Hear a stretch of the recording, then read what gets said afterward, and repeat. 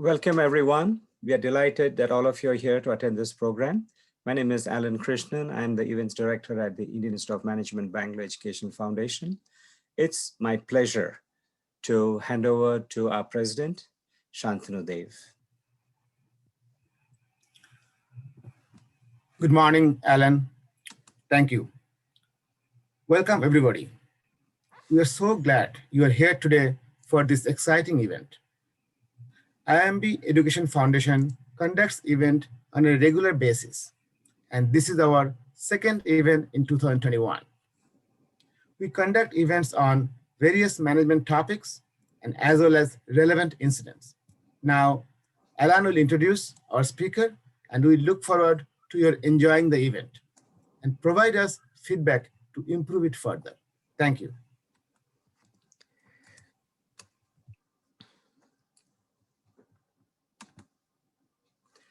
It's my pleasure to introduce Rakesh Asthana, who is our speaker for the day.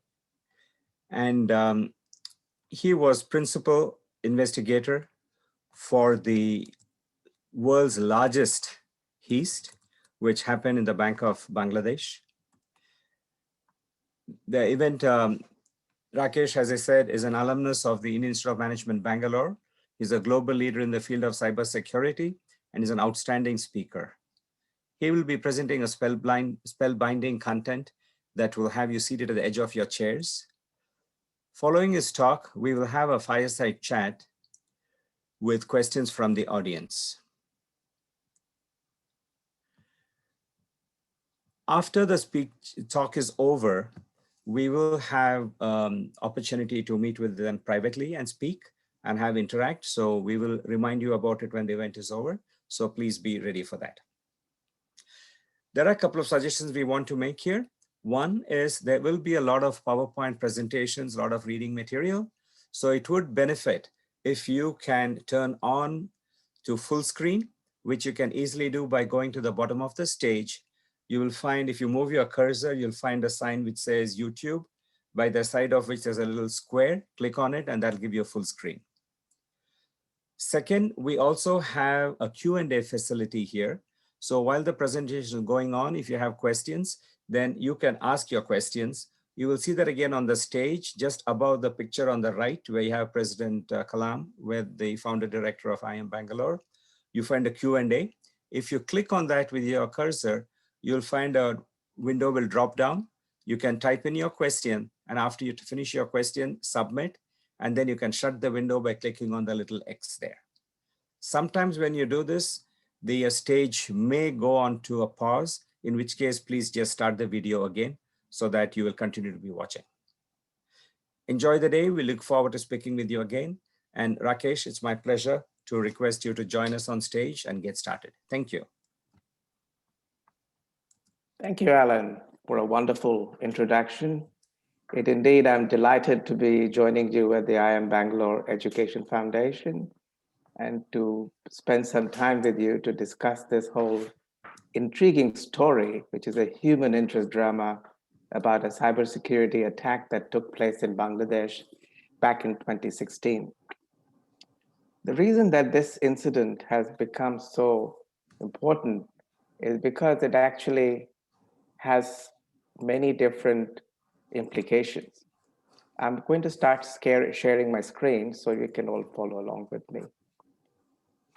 The first implication of this attack was related to the fact that it shook the foundation of the Bangladesh economy. And that by itself is significant in the sense that we see that it's also important as we see the date. Are you seeing the right date? You may be seeing the wrong date. Alan, sorry. So there are two aspects of this cyber attack that are important to remember. One is that this is now considered the largest cyber heist in history, which shook the foundation of the Bangladesh economy. Additionally, what happened is this was the first time when we saw an increase in the modus operandi and the amount of money that was being stolen from the financial sector. Prior to this, most attacks were focused around credit card thefts and ATM attacks. These ones, as you can imagine, even if you steal 100 million credit cards, the amount you actually net from that heist is very little comparatively. So when they started to steal amounts in hundreds of millions of dollars, that became a very big deal. Also, it affected the this swift global financial system. So that is where some of this is become such an important event from a financial sector perspective. So as I start my presentation, let me just make sure that you see the disclaimer. This information is to be used solely for educational purposes. There are certain non-disclosures that we are adhering to, and much of the information we share today is in the public domain. So first of all, let me give you a quick sense of this SWIFT banks and what happened. SWIFT is international financial payment system, which is really the glue that binds the economy of the world together. That's how funds move from one side to the other in the entire world. The second thing is that this has about 11,000 customers who are around the world. So these attacks, which are showing in the timeline, actually started in 2015 with the Banco del Astro in Ecuador. And however, the one that got worldwide visibility was the attack on Central Bank of Bangladesh almost a few months later. But note that these attacks have not abated. They continue in a series. We have documented more than 24 publicly known attacks on banks regarding the SWIFT system. And some more have happened in 2020 as well. Now, just note that not all attacks are in the public domain because many banks fear that there might be a run on their banks or reputational loss. So they would try to keep it quiet in some ways. So what happened? The key thing is that the attack that took place on Thursday, February 4th until the morning of 5th, it's exactly 5 years since this happened. Today is February 5th, and we see that this was. Now, the hackers got into the systems at the central bank and they attempted to steal 951 million, almost $1 billion, of which, fortunately, only 101 million was processed and stolen. The remaining got blocked, as you will see in later. And it is therefore now considered one of the largest cyber heists in history. The fact is, Bangladesh maintained a dollar account in the Federal Reserve Bank of New York. The Federal Reserve Bank not only provides services to the US government, but also to 250 central bank accounts that are held by countries around the world. Most of them maintain the dollar account at FRB. And in that, they use that money to pay for their most important dollar-denominated imports, such as food products, in the case of Bangladesh, rice and petrol and other important commodities that they import. So had this 951 million gone through, they would have been essentially on the brink because they wouldn't have been able to pay for some of this, and it would have been a major issue. And as I mentioned, the second part of this is the upheaval that it caused in the global financial sector. And we noted at that point that this was not the only attack that had taken place on the SWIFT system. There was literally panic in the SWIFT boardroom because these attacks were continuing. It essentially called into the confidence in the financial sector was questioned as a result of this attack. So let's look at the discovery. How did it come about? So notice that on Friday, February 5th, is a holiday in Bangladesh. Being a Muslim country, they have holidays on Friday and Saturday. So the team in Central Bank, Zubair bin Huda, the SWIFT duty manager, they usually come in on the holiday for a few hours and check the SWIFT messages related to transactions that were processed the night before. And if they had to take some action, they would do that. And certainly then they would close up and go. Now, that day when they reached there, they found the SWIFT messages that typically were printed that they had not printed that day. and due to a printer error. So they fiddled with the printer, they replaced it, tried to do other stuff, which didn't work. And they, and of course, printer error is something that happened before. It was considered a technical glitch. They decided to close up and deal with the problem the next day. And shortly thereafter, they left for the afternoon prayers, and they did not deal with it anymore. So at this point, there was no escalation to the accounting department director. So that would have been helpful, but of course, at that time, they didn't know what was going on.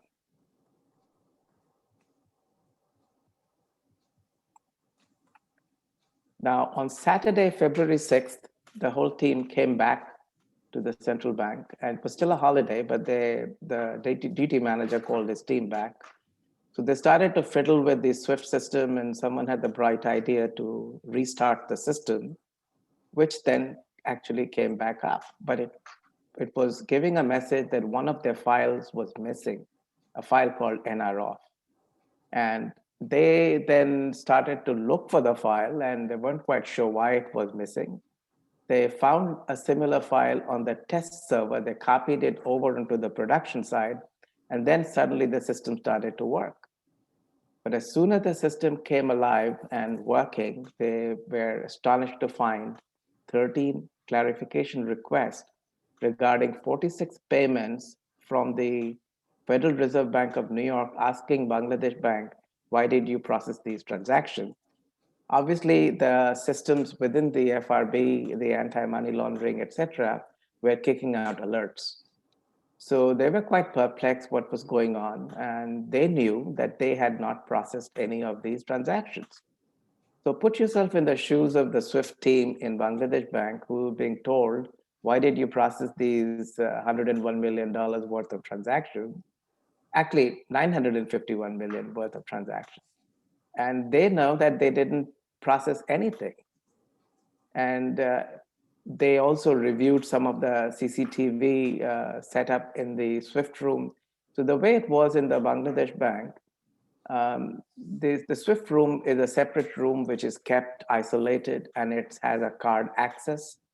The SWIFT server sits there, the terminals are there. So anybody operating on this has to go through into that room and sit there and process these transactions. Now, when they watched the CCTV in the period, they found that nobody was in the room. So they were very perplexed. And then they tried contacting FRB New York. Now, remember that when this process was done on Thursday, there was a holiday in Bangladesh on Friday, but the SWIFT messages that went through to New York were processed on Friday, which is a working day in New York. So this seems to be a real challenge for them, because by the time they found out about these payment clarification requests, it was already Saturday and New York was closed now. So there was no way they could contact them by email, by phone. They looked at their website and they sent multiple emails, and Saturday being a weekend, there was no response. So note that although Federal Reserve Bank of New York provides services to 250 central bank accounts around the world, they have no 24/7 help desk. It's a big issue there. Now, of course, at this time, they notified to the SWIFT help desk, and who started to look into the matter and to what it was all about. And they suspected something might be wrong, and they told the Central Bank of Bangladesh to isolate their SWIFT system so there is no further damage from external attacks. And this is the time when the central bank governor was notified. And you will see this is a whole sequence of events that is very important.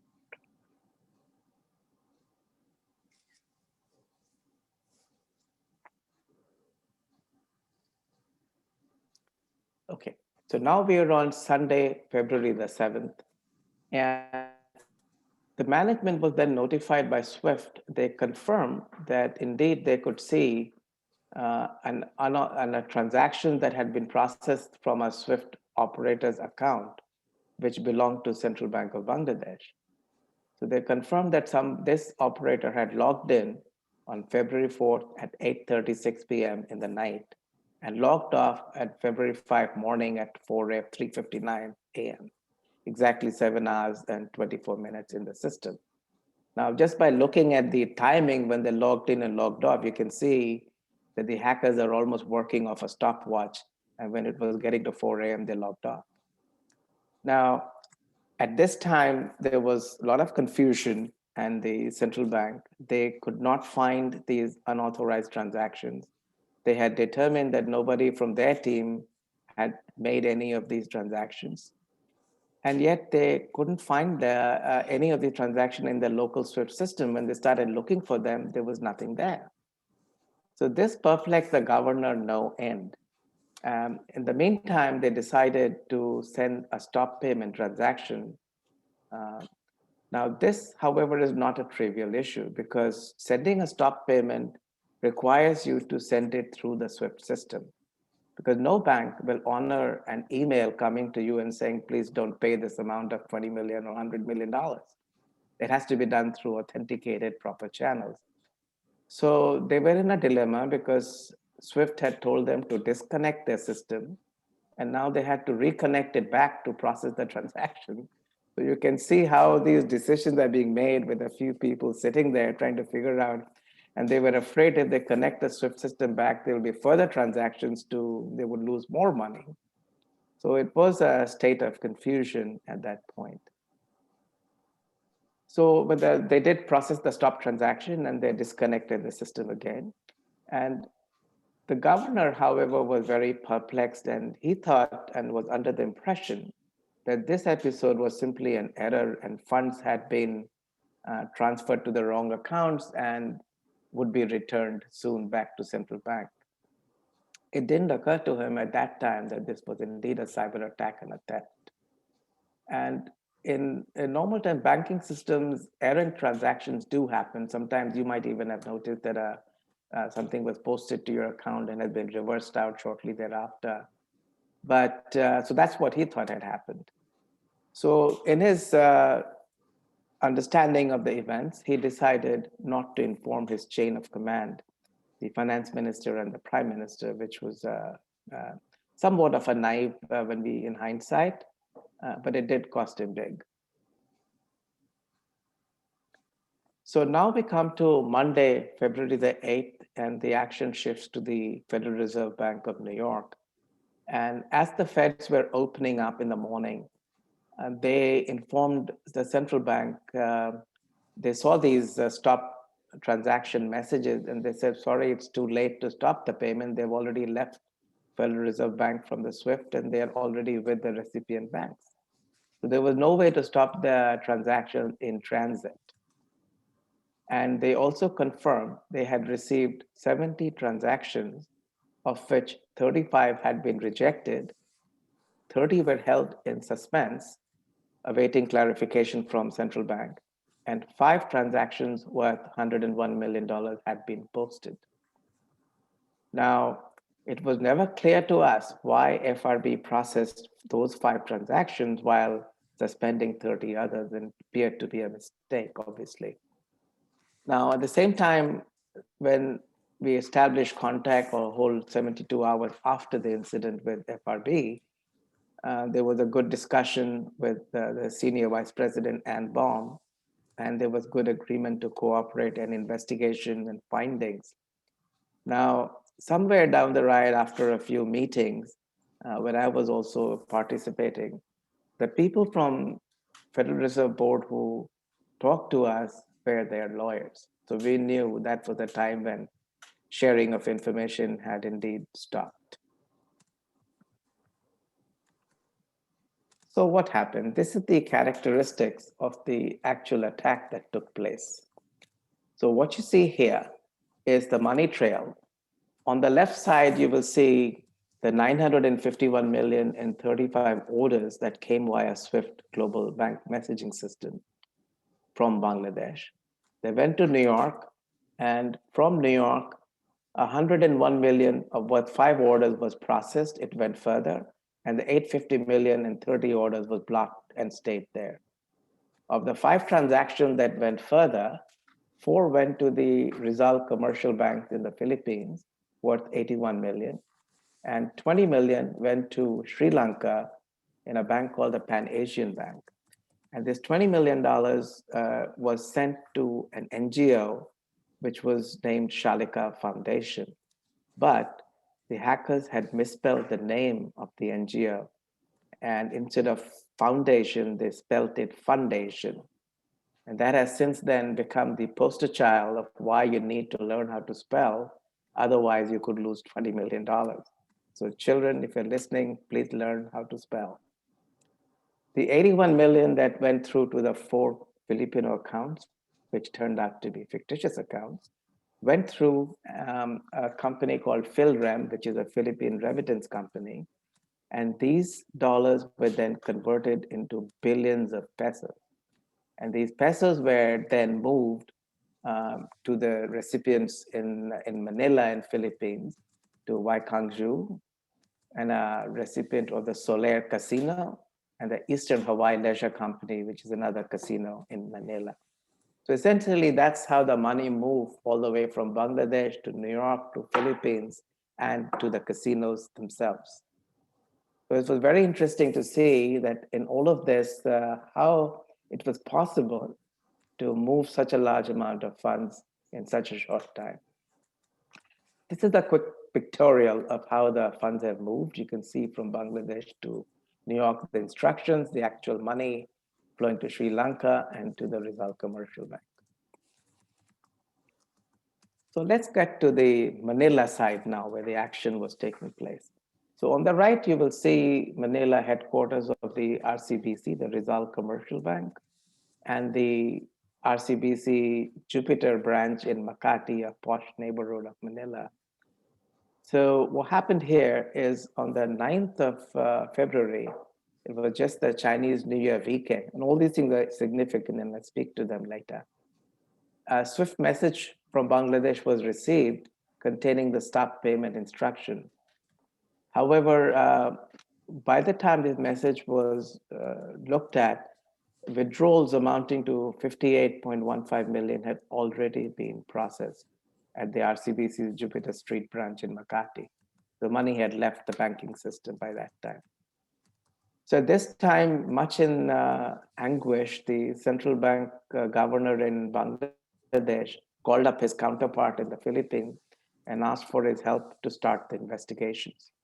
And they said, well, we can start the investigation, but you have to first initiate a legal case, a court case.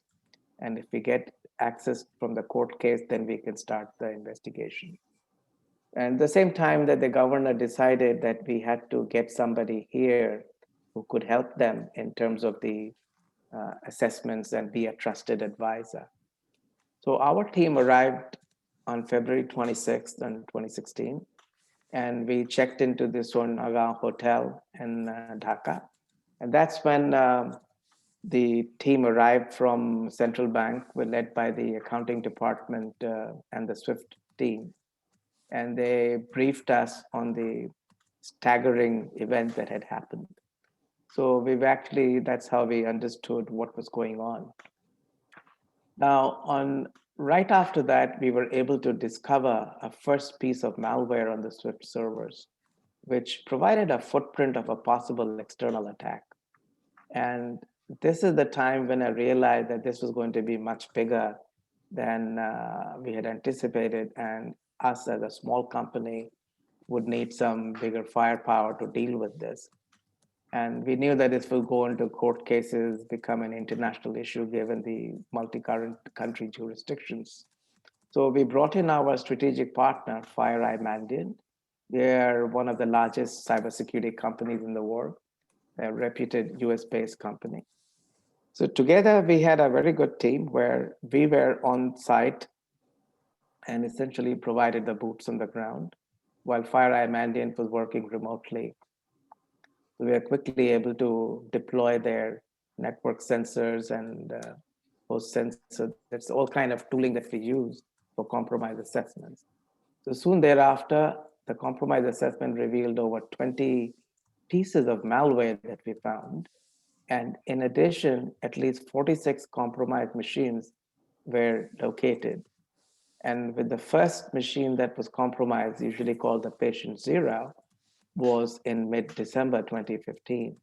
Note that this was a full about 2 months before the attack actually took place. So they were in the system and essentially watching what was going on for 2 months. So at this time, we decided to inform the governor and the management team of a potential of this attack being an external cyber attack. And that's when things got really serious. The Philippine court admitted the CBB's request for an investigation, and that started both with the anti-money laundering unit as well as in the Philippine Senate. They started to start the investigation process. So here is a quick look at how the money went into the RCBC accounts. In the RCBC accounts, what you will find is that we have 4 accounts that are fictitious accounts. There were no KYC or the know your customer rules had been adhered to. And they had been set up in May 2015, almost a full year before this attack took place. So you will see that there is an address and a name with it. And subsequently, when it was investigated, the addresses are real, but the person, there was nobody by that name who ever lived there. It was all fictitious. And so if you happen to know Michael Cruz or anybody, make good friends with them. I'm sure they have a lot of money. So how was the money moved? Let's look at that aspect next. So on the morning of Tuesday, February 9th, Maya Santos de Guto, you remember she's the branch manager, who came in early and started to move the 81 million out of these fictitious accounts. And although there was that stop payment order marked urgent from Bangladesh Bank, it was noted in the headquarters, but it hadn't reached the branch level at that point and no action was taken. So in the meantime, in the morning hours, Santos de Quito and her deputy, they transferred 81 million into a 5th account of a person called William Go of Century Tex. It's a company which deals with import-export. And this is usually done in these cases because they're trying to obfuscate the trail of the money. So when a stop transaction or freeze account instruction is issued, it applies to the original accounts where the money came in. But if it's already been moved out to another account, which was like a camouflage, because that account already had a lot of foreign exchange transactions, there was no issue there, and you could not freeze that account. And of course, this account was used as a go-between and finally ended up in the accounts of the remittance company, Philrem, owned by one Salud Batista. The Batistas then, of course, they were in on this whole thing. They were converted $61 million into more than 3 billion Philippine pesos. Now just think about 3 billion pesos in physical terms is a hell of a lot of money. And this was then carted off in suitcases and bags full of them. And it's been noted, and a courier from Philrem has testified in the Philippine Senate that he picked up the luggage stuffed with billions of pesos and US cash, and he delivered it to the second floor of VIP room of the Bloomberry-owned Soler Casino, where Kim Wong and Salud Batista were waiting to receive the money. So as this money was moved, some of it went to Mr. Wong, some went to the Soler Casino, and some went to the Eastern Hawaii Leisure Company, another casino. Note that while this action was taking place in the morning and these SUVs full of cash was being transferred, the CCTV cameras located at the RCBC Jupiter branch were out of order. Isn't that convenient? On the morning, with crucial days between February 4th and the 9th, there was no CCTV coverage. That tells you something. What happened next is the money has now moved into the casinos. So how do you launder this $81 million or $61 million, right? So in the VIP room at Soler, this is the picture of that. It's a plush lounge where Chinese junket travelers come over for the holiday weekend, for the Chinese New Year's weekend, and they gamble at very high stakes on the table. They're over $200 million. $200 is their minimum bet. And in a day's gambling, millions of pesos would move back and forth between the player and the house. So it was high stakes gambling. And at the end of the night, each night, the week long gambling spree, the gamblers would then turn their chips back into untraceable cash. Of course, their names remained unregistered, their winnings unreported. And indeed, this is the process by which the entire money was gone. And only $68,000 was left in the Rizal Commercial Bank. It's a pittance. And the 81 million had already been processed and laundered. Now, of course, we are told we were not able to follow it, but the money trail that this money was then subsequently sent out from Philippines abroad, most likely through China to other destinations, which at least we were not able to trace. Now, at this point, Maya DeGito and her husband tried to leave Philippines aboard this Philippine Airlines Flight 432 going to Tokyo, but they were offloaded due to the Philippines Immigration Bureau's request. They didn't want them going anywhere. Now, she actually remains the only person who's been indicted so far in this whole uh, murky episode. So the press breaks the news story. So far, everything was being held in confidence. Nobody had been informed outside of the few people that were dealing with this.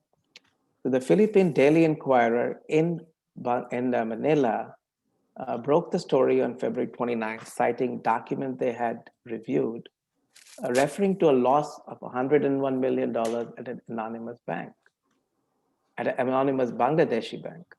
Now, the newspapers in Bangladesh picked up the news story and they were trying to figure out which bank can afford to lose $101 million and not yet have to inform the authorities and the central banks. And somehow they guessed it must be the Central Bank of Bangladesh. It was not rocket science, actually. Now, at this time, when the Bangladesh finance minister, Mohit, he heard about it, he was absolutely furious with the governor, Atiur Rahman. He said, quote, Bangladesh Bank had the audacity not to inform me. I am certainly going to take action against it. And he did. I can't blame him either. Heist had occurred on February 4th, and he didn't know till beginning of March almost. And that's simply unacceptable in hindsight, of course. And I mentioned earlier that the governor felt that this was simply an error and the money would come back and then he would inform them. Very naive in certain ways. Uh, Subsequently, I had already prepared briefing notes for the governor to send to the prime minister's office prior to the break of the news story. And shortly thereafter, the Director General of Intelligence showed up at the governor's office, and he asked me to come in and brief him as well, because I became his kind of the internal spokesperson with regard to this incident. Because none of the deputy governors were willing to take that role on, and nobody really knew much about what was happening. So soon after, I got a call from the FBI at the US Embassy in Dhaka, and they said, Mr. Sana, we understand you're investigating this case, and could you please come and brief us? So I spoke to the governor, and he said, okay, take two people from the central bank, and the three of you go and brief them. So we went to the US Embassy, and I thought there'll be one or two people, and lo and behold, there was a room full of FBI agents there. I'm not sure where they all came from, so quickly they were there. So we did brief them on what we knew about the incident. And of course, with FBI, it's a one-way street. You give them information, you get nothing back. I really haven't heard back from them. In the meantime, we also prevailed upon SWIFT to send two engineers to Dhaka to assist in the investigation. They came on March 14th. And as I mentioned, we were still missing a lot of transaction level detailed data from the SWIFT systems, and we didn't know what had actually still happened to that. So So they were reconstructing for us the events from the journal logs and databases, etc. Now, in the meantime, the governor, now this is just before the story has still broken, he had convened a meeting of the Bangladesh Bankers Committee, which essentially is the Bankers Committee for all the commercial 39 commercial banks in Bangladesh, and is represented by their CEOs and managing directors who are all attending. And he had asked me to make a short presentation on the risks of cybersecurity and what banks should be doing to strengthen that. And yet he did not share with them at that time the details of this incident. So I made the presentation, and as they broke up and we all came out of the boardroom, in the outside hallway, there were literally an army of people from the press, the TV, and of course, journalists of all sorts, not only local Bangladeshi, but international journalists were there as well. So the whole governors team, all the deputy governors, and I mean, many of the MDs, some of them quickly disappeared. And then the governor was a little flustered, and he said to the spokesperson of Bangladesh Bank to take on, to respond to the media. And he said, and Rakesh will help him. So I got drafted into providing a statement to the press, which was quite interesting because it was too early in the game. We hadn't yet found all the components. So I simply made the statement that it's too early in the investigation. We found some footprints of malware that could indicate an external attack. And we will know more and we'll brief you when we have more information. So I just left it at that. But these two words, footprint and malware, came into existence in Bangladesh's lexicon.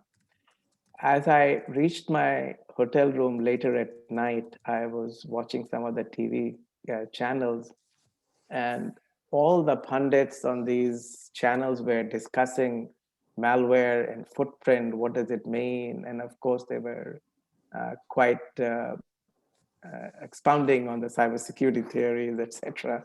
It was quite interesting to be sitting in my room and listening to them.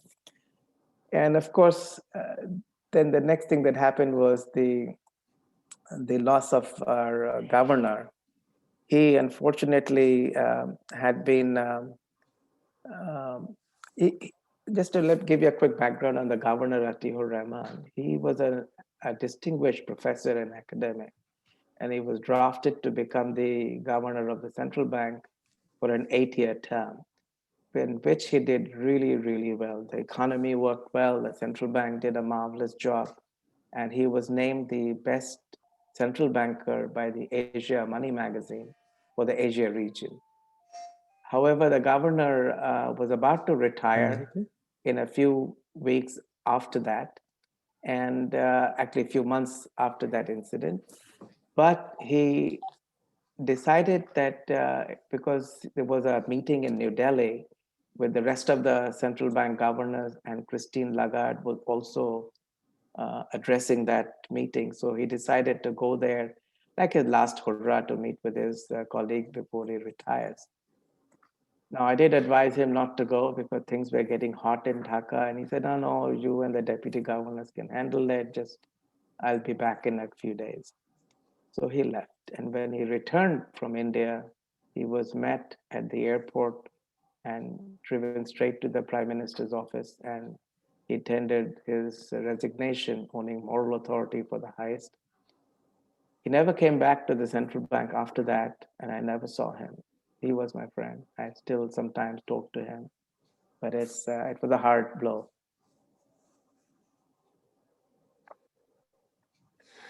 So the day after the aftermath starts, where the governor is gone, and two of the deputy governors in charge of IT and payment were fired along with the departure of the governor. And of course, there was complete gloom and doom on the third floor where we all used to sit, where the governor and the deputy governors were. And at this time, the finance minister unleashed the Bangladesh police, the criminal CID, to move into the central bank and take over the investigation. Now, of course, the CID and police, like in other places, are like a bull in a china shop. they obviously didn't understand cybersecurity, nor did they had their own tactics on how to obtain information, which was essentially, interrogating the people.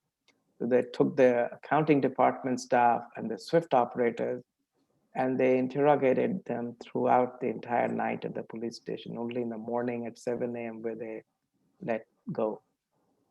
It was quite traumatic for these poor people. So think of these people as they're trying to do their best. They don't know what attack has happened. They know for sure that they didn't process these transactions. And yet they were being grilled at the police station. Quite a turn of events. Now, at the same time, there was this whole theory of the insider threat and a collusion between somebody inside the Bangladesh bank and the hackers. So we were also asked by the governor at one time to look into this matter, and we were given access to the laptops and the email accounts of all the people who work for the Swift area. And we conducted a full sweep and search on related terms, trying to find artifact that might link the person with the heist. But in reality, we were not able to find anything, and there was no correlation. Now, of course, the CID continued to search for other types of intelligence sources, phone records, travel to which we didn't have access. So that whole thing was going on there. It was quite a sad affair to look at the people very demoralized when this all happened.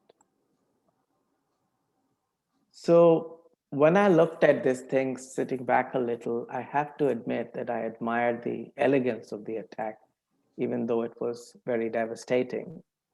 So what happened here, as you can see, that these fictitious accounts were opened at RCBC Bank in Manila in May 2015, well in advance of anything that they had. They didn't even have access to the systems yet. So it was fairly well planned, much ahead of the actual sequence of events. The first access to the central bank's IT network was established in December 2015, a full 2 months prior to the attack. We know that because we found the patient zero, as we call it. The Reconnaissance probes were introduced. There was a sys monitor that was watching the daily Swift usage of the Swift operators and their activity. And this is usually done to observe and to know what are their patterns, what are the timing, when do they come in, when do they process transactions, all of that.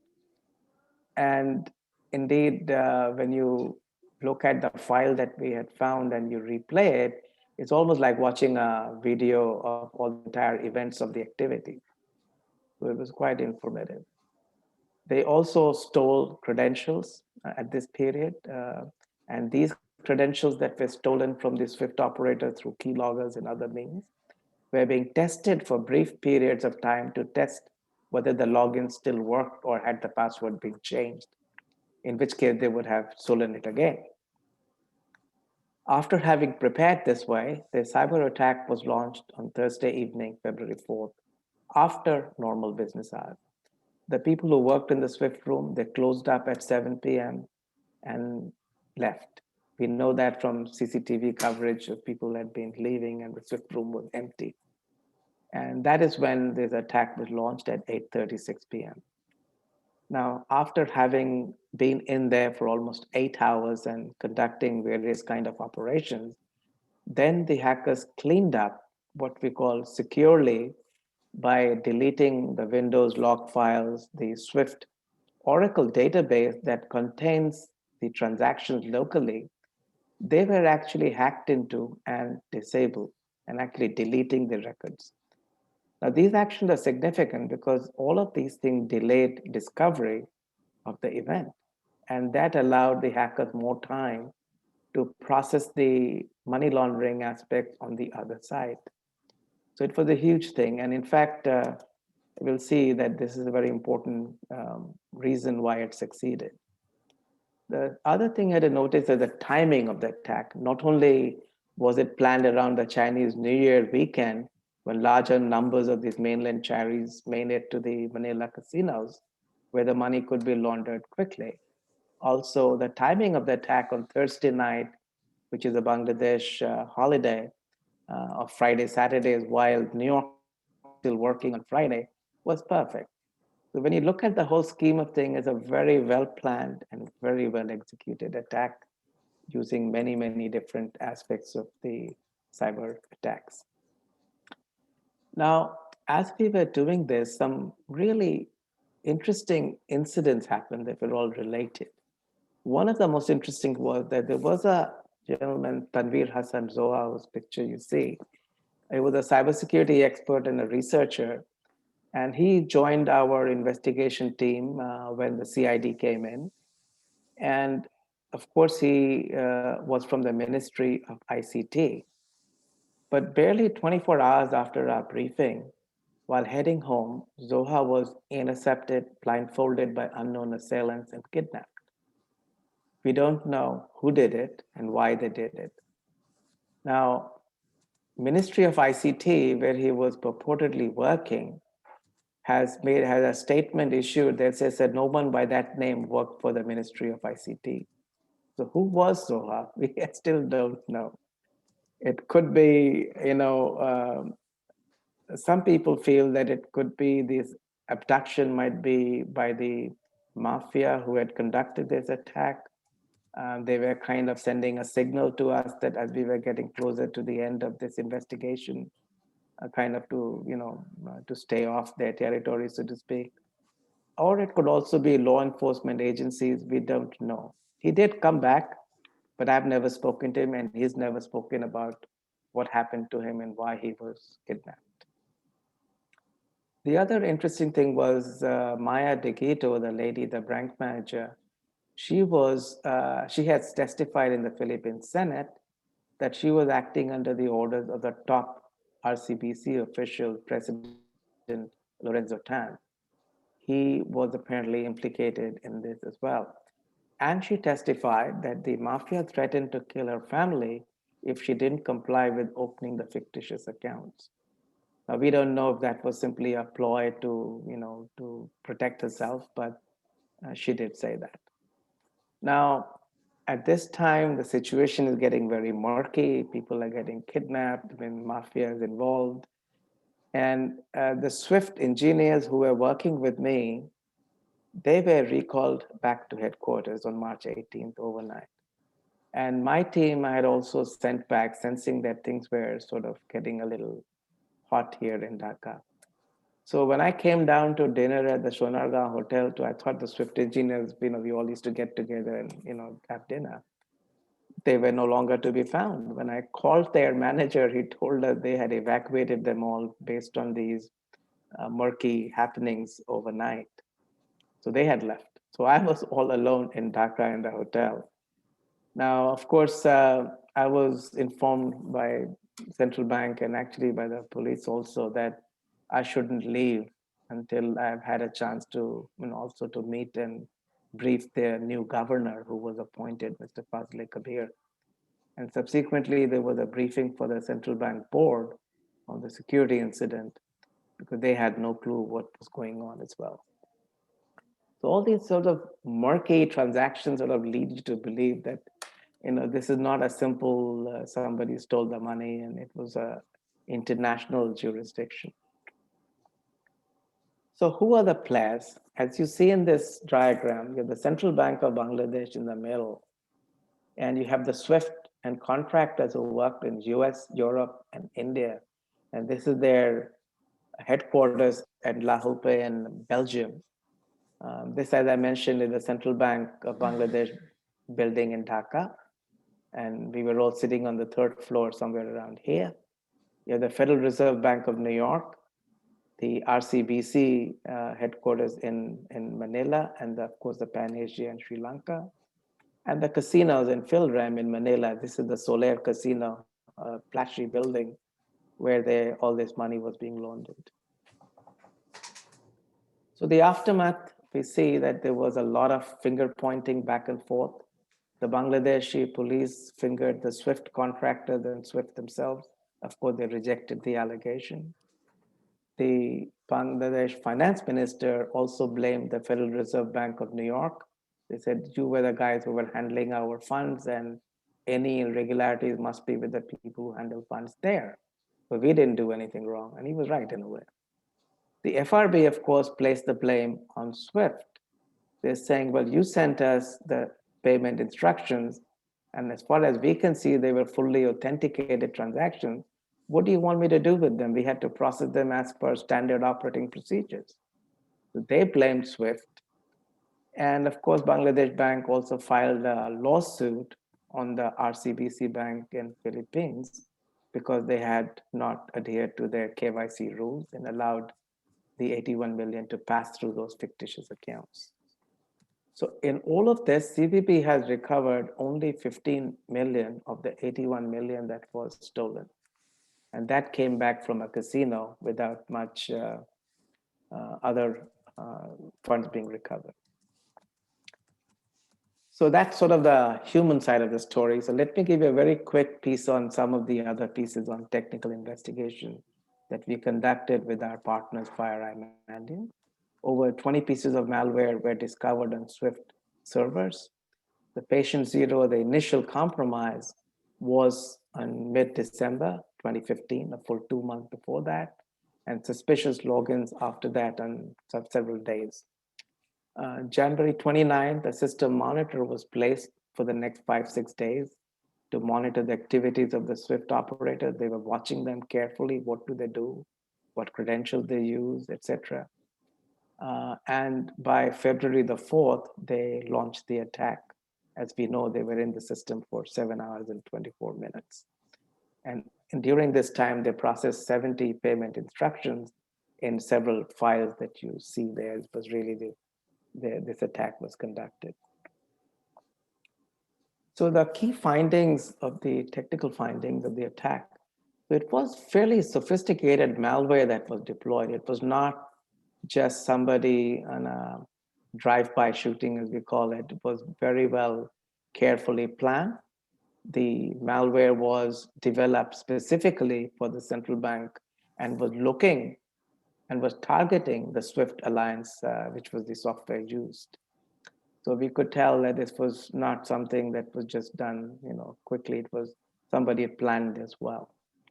And a complex set of malware was used in order to harvesting of credentials, and also, as I mentioned, to securely erase all activities of all traces of activity. So the discovery of this heist would be delayed. And a lot of complementary software malware was used for analysis and keylogger, attacker utilities, etc. And FireEye and Mandiant and us determined that any normal environment with usual antivirus and stuff, this attacker was capable of penetrating and defeating all those defenses. None of the normal defenses that we use would have worked. In addition, they deleted 119 messages from the local Swift Oracle database. Now, this is significant because Swift to date maintains that they were not breached. And I, of course, maintain that they were breached for the local Swift database that was breached. And when further investigation of the malware, we found that they were able to change 2 bytes in memory, which allowed the attack to go through a fairly sophisticated process. And when we were working with the Swift engineer, they informed me that the individual database table inside the Swift database is not public knowledge. It's very proprietary knowledge, only a few people know. And how did they know which specific tables to go to and delete the record is a mystery. Not a mystery, but obviously someone who has great deep knowledge of the Swift system. So then, who are the threat actors, the source of the attack? This is always an interesting discussion point because attribution of attack is usually very difficult. We tend to use what's called TTPs to identify whether the same methodology, the tools, the techniques, and procedures, the TTP. And based on some of what was seen here and been actively observed in other attacks, Mandiant has labeled this threat actor group called APT38, or Advanced Persistent Threat 38. So this group is the one that's been attacking the SWIFT payment systems. And similarly, the FBI uses a different nomenclature. They've called them the Lazarus group, or the APT-38 Lazarus, same group. And they have essentially fingered North Korea in this.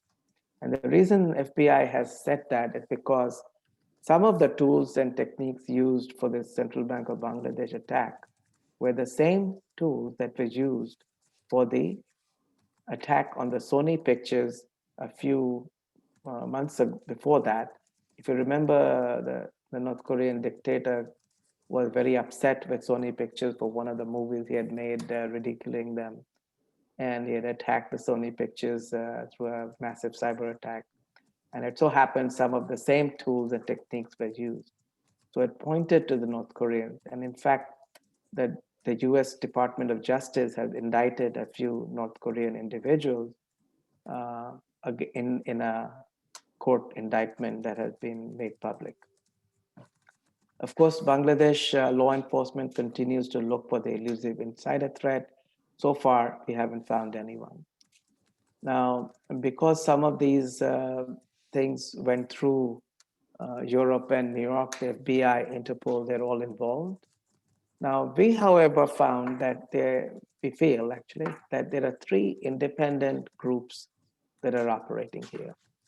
So what we feel has happened is initially there was a group that had discovered the vulnerabilities in the Bangladesh Bank IT network. And they used commonplace Trojans and other simpler malware to obtain access and be able to get through into the network. So having done that and found that they did use Swift, I don't think they were able to use this information in any meaningful way to conduct an attack. So this information might, very well, this is conjecture, might have been sold on the dark web to another group that had more sophisticated techniques and they understood Swift and they could mount an attack on the Swift system. So that group most likely perhaps bought this information or access to the central bank on the dark web.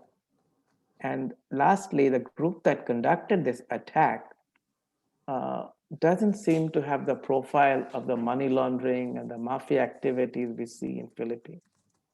So that looks like it was a handoff, and somebody else conducted the money laundering end of the attack. There's a different gang. The profiles are so different. So it appears to us that three independent groups have collaborated seamlessly to conduct a very successful and elegant attack. Now, it's very ironic because these guys do so well in collaborating while us who are defending and the white hats, and we don't share information at all. We still don't know the details. Many of these details have never come out in the public, where people are actually risk averse and they worry about their reputation. So there is not much collaboration among the good guys, but the bad guys seem to be collaborating like hell. We got a problem. So I won't go into this too much. This is a targeted cyber attack lifecycle and sourced from our partners, FireEye Mandiant.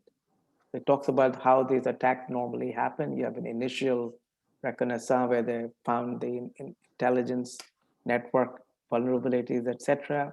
They mount initial compromise through a social engineering or malicious websites, etc.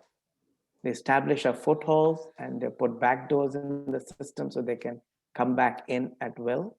And these implants can communicate back with the command and control server. That's how they are controlled from over the internet through this, what we call C2I command and control servers. And at that point, they start escalating privileges, harvesting credentials, and sort of moving around laterally within the network till they find what they're looking for. So once they've identified the critical systems, in this case, the Swift, then either the attack is launched or data is exfiltrated. So this is typically the cycle. And after all that is done, they would then clean up and make sure that no traces are left in, and delays the discovery. This is how normally an attack pattern. So what went wrong?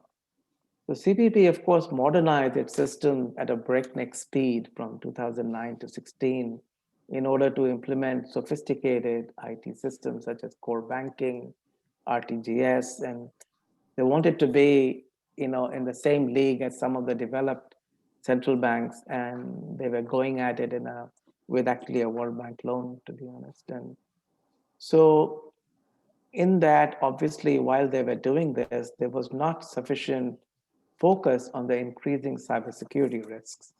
So its cybersecurity was not on the radar screen of the board or the central bank management, IT, or even the internal, external auditors. I asked for and looked at some minutes of meetings, etc., but nobody had ever raised the issue of cybersecurity risk in any of these management oversight committees. And as a result, the IT team was totally unprepared to protect against such complex threats to the financial system. So what are some of the key learnings? I will go through this very quickly. The first one has to do with definitely establish a cybersecurity governance with board level visibility. I cannot emphasize this well enough because I've been involved with many high profile compromises, and almost all of them, the board says, how come nobody told us? So make sure in your organizations, you conduct your risk assessment and tell the board, however bad the picture may be. Also, establish a chief information security organization, CISO, which is separate from your IT department. Now, people make a mistake all the time where CISOs are reporting to the CIO, but there's an inherent conflict of interest because the IT departments are gung-ho on delivering on their IT projects, and security generally means slowing them down. And sometimes they put a break that you cannot release this till you fix this vulnerability. There's always that tension. So you have to have two separate reporting lines, otherwise this doesn't work well. You must have a comprehensive cybersecurity risk assessment. We find a lot of places where people do vulnerability testing of their external network, but it's not a comprehensive view. So many vulnerabilities remain unfixed, unpatched. Also, a technical gap assessment should be conducted on a regular basis, because as soon as you have finished conducting your assessment, you find that new vulnerabilities are being added, and you may have added new program code that might be vulnerable. So it needs to be a program that is on a continuing basis, not a one-shot annual deal. That doesn't work anymore. Now, the point 5 is very important about the cybersecurity awareness program, the training. Now, roughly, it's estimated that with all the investments we may protect about 85% of the threats, but there is always that residual 15%, which is human error.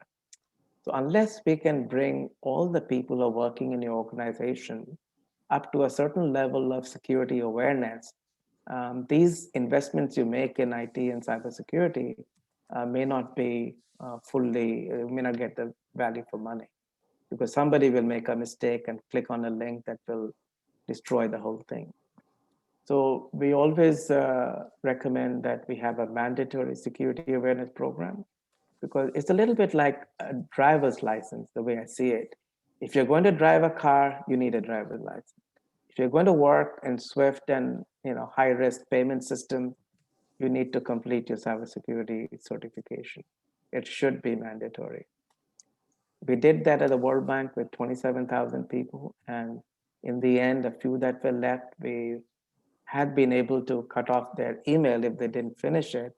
And that really had everybody finish their programs very quickly. In addition, we recommend having a 24/7 security operations center or some kind of an outsourced service. The problem is that when you invest a lot in cybersecurity technology, these are sensors and tools that are sending out alert that something is wrong. But then you need to have people who can respond to this. If you have an alert that's sitting there and nobody responds to this, you've simply wasted all your investment. And what we found is most of these attacks take place in non-business hours or weekends. So just having an 8-hour security shift doesn't do you any good. As you saw in the case of Bangladesh, it was in the night hours. And if there was nobody to respond to alerts, what good would it do? So invest in something like that. Also have an incident response plan. This is a priori. You decide what steps you will take to contain the incident, to eradicate, etc., and the breach notification protocols. Now, I cannot emphasize how important this is because during an incident, this is the fog of war, and people don't see clearly. They make a lot of mistakes, which cost them dearly. As we saw in this case, the breach notification plan was obviously not there, and we did have the governor lose his job. Now, also manage vendor risk for outsourced services. Increasingly in IT, more and more services are being outsourced. So make sure that your vendors are properly protected. They have security certifications. Having done 1 through 8, you will still have some residual risk that you cannot handle. So these risks then need to be transferred through cyber insurance. So make sure you have and consider cyber insurance planning. And finally, for Swift companies, you should have a full Swift payment system assurance review by a third party. Don't let your internal team conduct the reviews. So this is a very quick outline of what Swift has done in response to these attacks. They have come up with what's called a customer security program, which includes these 3 objectives: securing the environment, limiting access, detecting and respond.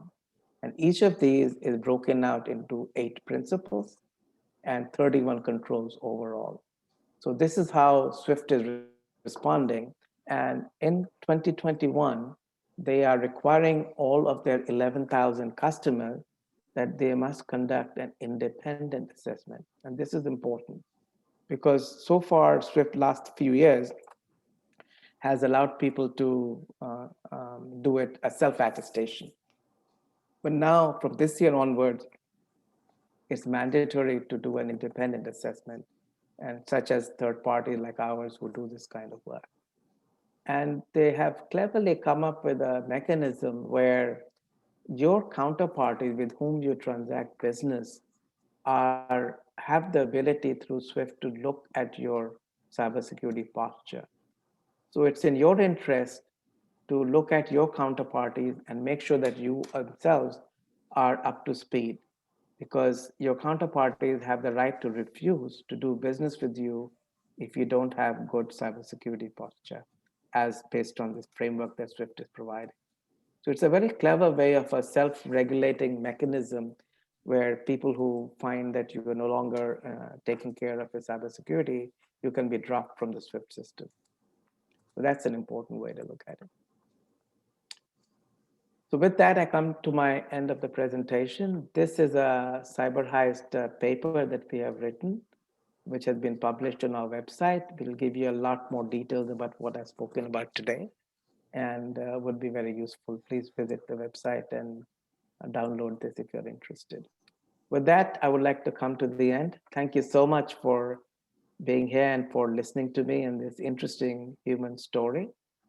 I am also sharing with you acknowledgement and sources from which where we have gleaned some of this information which are relevant to this particular attack.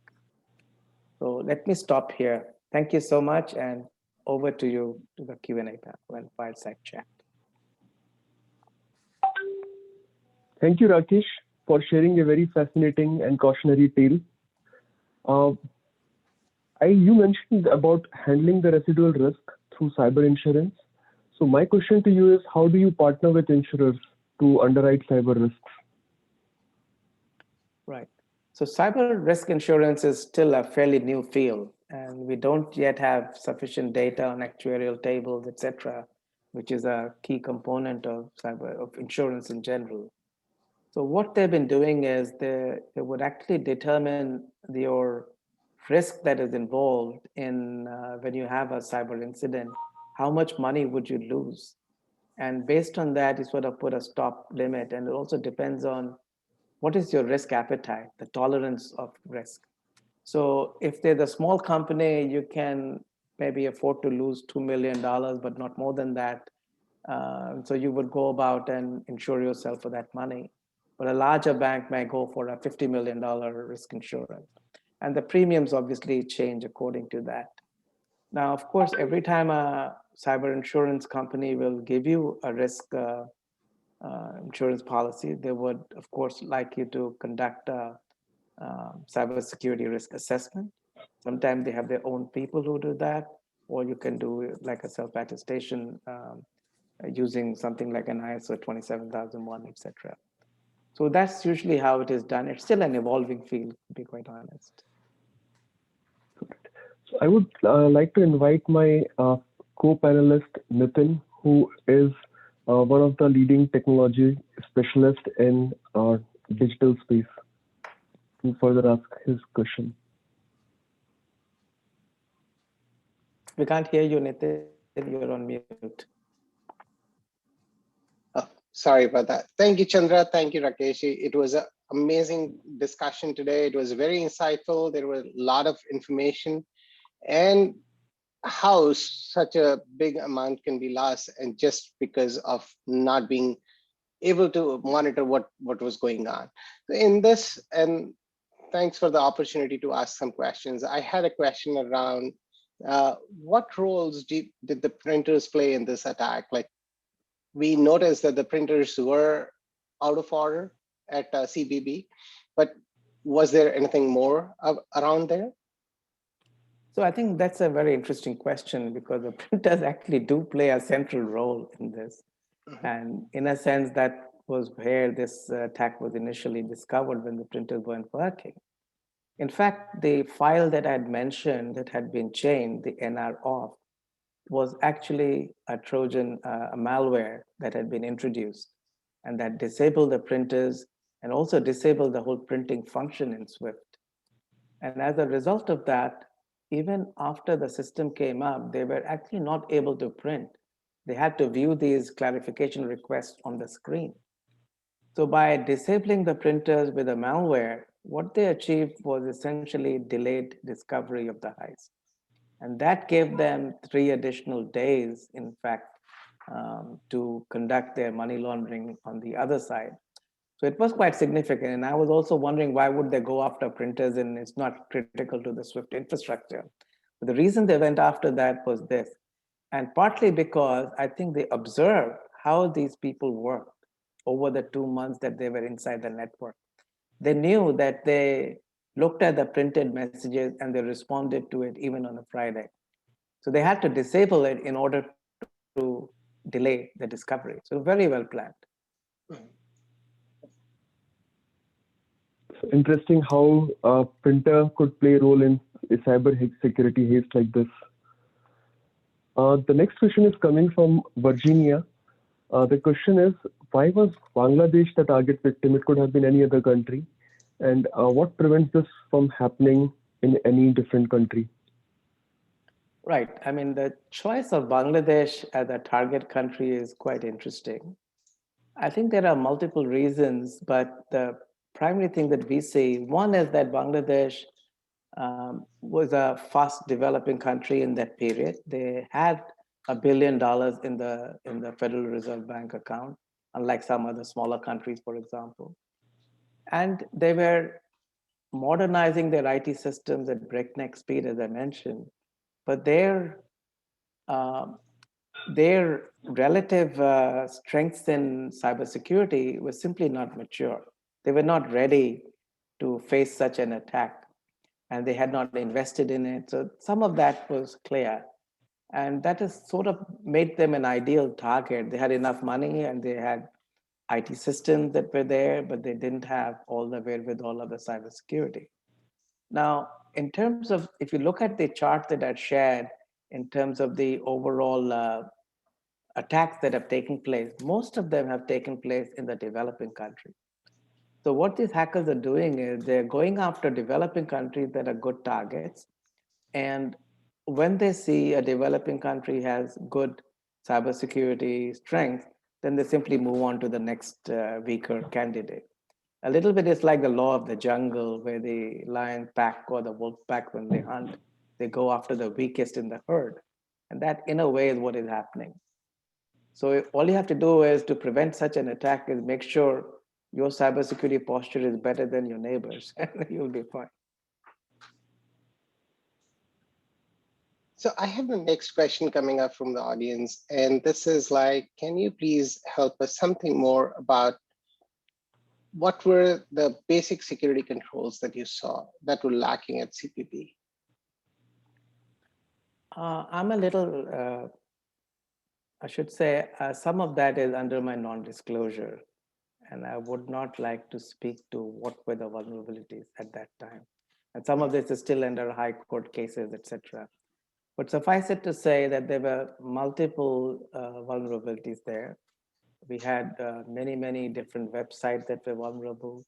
And FBI, in one of its investigations, has publicly said that there was an email phishing attack on the central bank.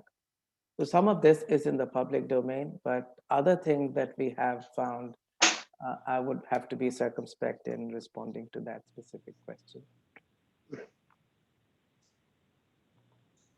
So our next question is coming from Ramesh. He's asking, like, is there any reflection or remediation from the Indian banks arising out of this event? Oh, absolutely. I mean, as you know, firstly, all banks who are using SWIFT have to comply with this CSP, the customer security program that I alluded to.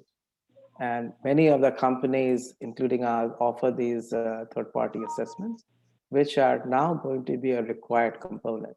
And they're very, very detailed security reviews. In addition, I've also briefed the RBI back in 2016. Actually, they had invited me to come to Bombay and brief the Reserve Bank of India. And I believe they have also issued special instructions to all banks to adhere to higher standards of cybersecurity and, of course, certification by local companies. So the Indian banks certainly are a target because many of them, I understand, don't spend sufficient amount of uh, not just investment, but also the whole cybersecurity is still not fully on their radar screen in some of the smaller banks. They like to get away with what the minimum they can do. And there is also the public sector banks, which require attention, in my opinion.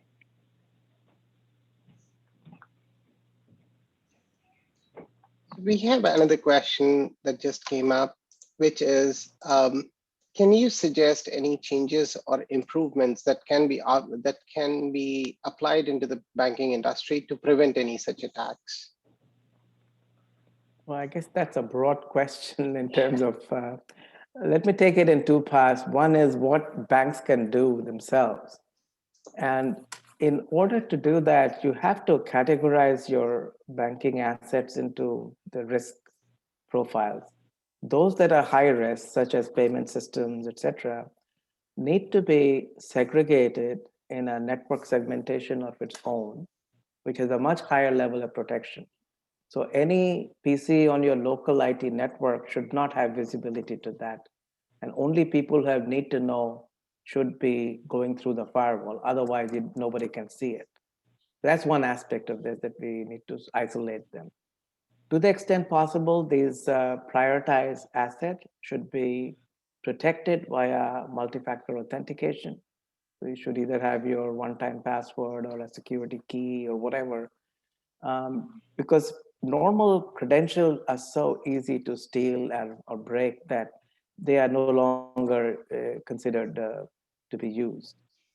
So at least those two, what I call network segmentation, the multi-factor authentication, and the rest of the 10 items we spoke about, from governance to incident response, security training, those are all the good practices that need to be applied at every bank that you see. Now, beyond the individual bank, at a more global level, at the level of perhaps the RBI or even the ministries, etc., We also need to invest heavily in terms of sensors at the network level, the overall government level. It is surprising to me how we learn of how many government ministries are attacked by the Chinese or the Pakistanis. That we know that these attacks are taking place, and their cybersecurity postures are relatively weak. So there needs to be a lot more momentum and visibility to this kind of cyber risk that we are running across as a whole industry in India. Needs to be strengthened, obviously.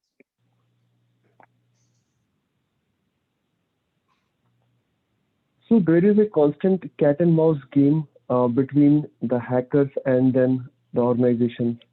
So amidst all this, like how do a consumer like who doesn't like have that kind of resources stay protected, stay safe in this chaotic world of cyber hacking?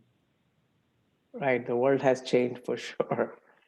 No, I think it is indeed as you described as a cat and mouse game. I mean, as soon as we find some vulnerabilities, we protect against it. Microsoft will release a patch that needs to be applied, and we would come in and make sure everything is in place. But the very next day, a new vulnerability is discovered, or a new zero-day malware is introduced, which none of the antivirus can see because they are based on signatures. So this is indeed a cat and mouse game. It goes like, you are up to here and then they go up and then you go up. It goes like that. Now, the way that individuals should best protect themselves, I think, again, you have to prioritize what you want to protect best.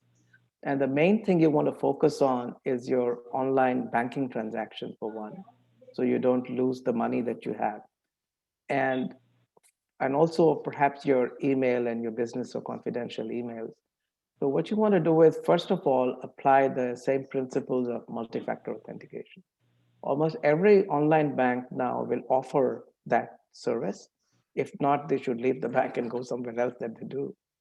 As well as make sure that your Google, Gmail, they all offer two-factor authentication. Turn it on. I don't really understand why people don't use it well enough. It may be a little bit more of a discomfort when you have to, use a two-factor, but it will help you tremendously in cyber attack, preventing cyber attacks. The other thing that I tell people is, now that we are now working from home, we're all sitting at home right now, and this has introduced additional risk factors. And for two reasons. One is some of you are using home PCs that are not business, and they are not properly patched or managed, and therefore the risk profiles are higher. The second thing we notice is that you're using your work from home, you're using internal Wi-Fi networks to connect to your business network. Now, these Wi-Fi networks you've set up yourself, or your son has done it, or your daughter has done it. Now, many cases we find that they are very poorly configured. They do not have encryption set up. We find default passwords are still in use. It's so easy, out of 10 and almost 10%, you can easily get in. And some of them are 10-year-old boxes that have not been upgraded or replaced. So I think there is a need to strengthen that leg of your network, without which, I think we'll continue to have occasional problems. And finally, what we have found in assessments this year in 2020, as people have rapidly moved to this work from home protocol, that the number of people who are actually responding to simulated phishing attacks has increased almost fivefold. We usually get 3% people who click on phishing emails. We're asking for your confidential data or password, all that nonsense. But this year, it's gone up to 16.5%, according to one study. And part of the reason is because when you are in your home environment, now today I'm dressed in a suit and tie. Normally, I'm in my sweatshirt. People are much more relaxed, and you're distracted with children playing around or noise in the house or whatever it be. So we're not quite sure what is causing this, but certainly the defenses have gone down, which are now causing a higher risk posture for that, for this kind of thing. So indeed, it's a dangerous time for people working from home. You need to protect yourself. Thank you. That was really very insightful and very, very pertinent to the time that we are in, with work from home being everywhere, everybody using their own home computers, home Wi-Fi to connect back to the work, and our risk profiles are much higher. That is very, very true.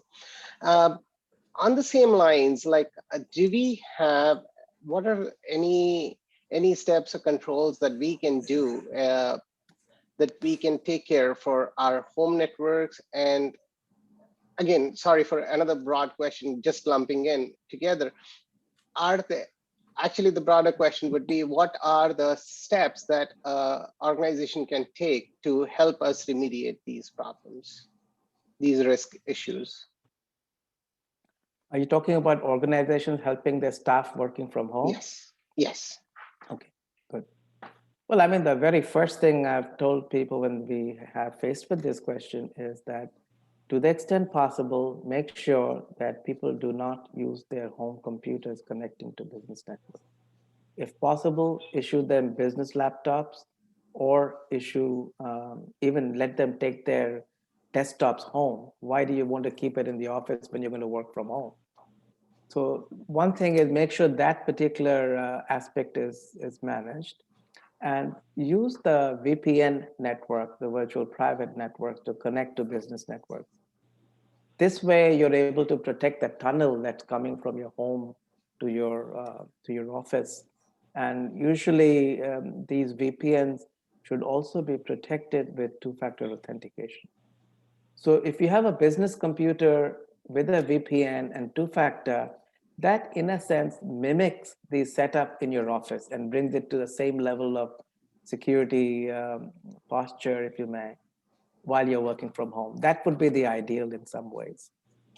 Now, of course, beyond that, we have to be having newer procedures for ensuring that once you take your computer back home, it's also getting patched, it's being updated on a regular basis with security signatures, and the central security operations team have visibility to your PC in order for some malware that is loaded to sort of actually contain it and to eradicate it. All those aspects we are able to do easily in a campus network have to now extend it to the home network. In addition, there has to be cyber incident response capability that not only affects your people at work and at offices, but also extends to your home. So you have to be able to detect them, and we need to make sure that this happens on a steady basis. So that would protect both the work from home protocols from a business perspective. The patches and the very frequent software updates, they feel like they are often construed as like inconvenience, and there is a huge cost, huge tag that is associated with that inconvenience if you don't do it. So, Rakesh, the industry is booming in terms of cybersecurity, and there are a lot of opportunities for young students and professionals who want to make a career in this way. So, what would be your words of wisdom for them? I think that's an excellent question. We, as a cybersecurity company, hire a lot of people. And quite honestly, we're having a lot of trouble getting skilled people into our organization. And what I find is that a lot of these universities and colleges do not offer appropriate courses that are relevant to cybersecurity. Even their computer science courses, etc., are somewhat at a tangent. We need more directed, and these courses are coming up. In the US, there are certain schools which are very good at cybersecurity, and the three-letter agencies, CIA, FBI, and NSA, they all hire from them. But we don't have equivalent in many other parts of the world. So there is really a shortage of talent. Having said that, for the students themselves, what I advise is, firstly, try to get some experience through an internship with the cybersecurity firms, including ours, where we take 2 or 3 people every year. And also to focus a little on getting some training and certification, such as the CISSP, these kind of training is available, certifications are available, and they need to invest in their own skill building. That's something that I see is very lacking, particularly in many of the developing countries, including India, where that's not happening fast enough, and people just don't take the trouble or spend the money sometimes to actually get their training and certification. That would help tremendously, and it would give them a leg up in terms of their competition to get to these jobs. We are looking for good people, and we're not finding enough. So there is a huge market; it's booming, and I don't see any end to it in the near future. This is the reason why I am in this business. Thanks. Thank you, Rakesh. That advices like would help a lot of people in terms of like determining their goals in cybersecurity career track. So with that, I will invite Jinsy James. She is our Vice President at IMBEF to deliver the formal vote of thanks. Thanks, Chandra. So thanks, everyone. So I would like to take this opportunity to thank Rakesh Asthana for that amazing talk.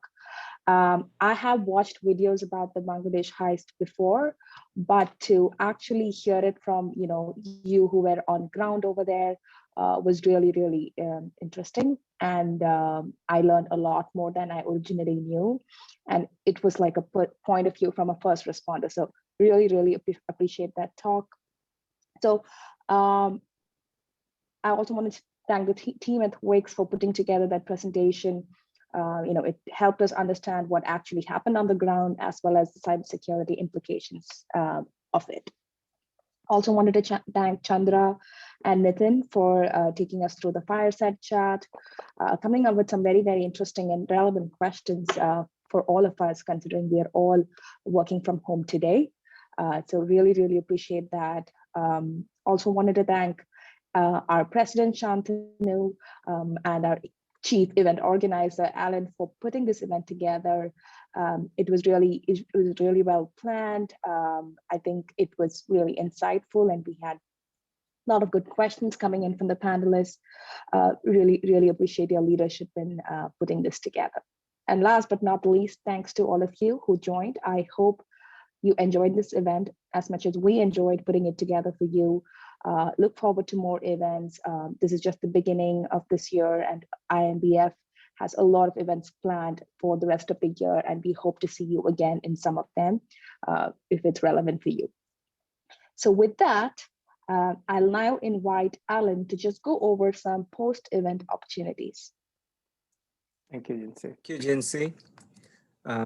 I just echo our panelists and Jinsy's views, Rakesh. It was an amazing presentation. Thank you very much.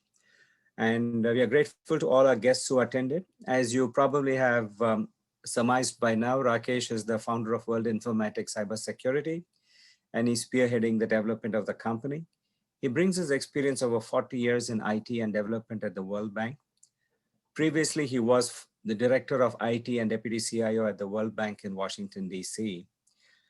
So as director of the World Bank's Office of Information Security, Rakesh brings over 15 years of expertise in cybersecurity domain and hands-on expertise in protecting information assets. And that's why the Bank of Bangladesh governor rushed to call him on.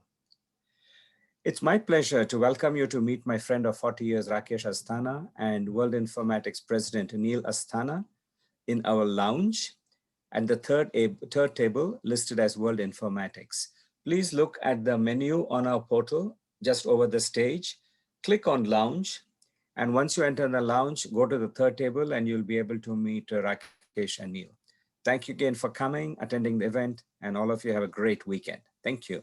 Thank you again, everyone. Appreciate it. Thanks for listening.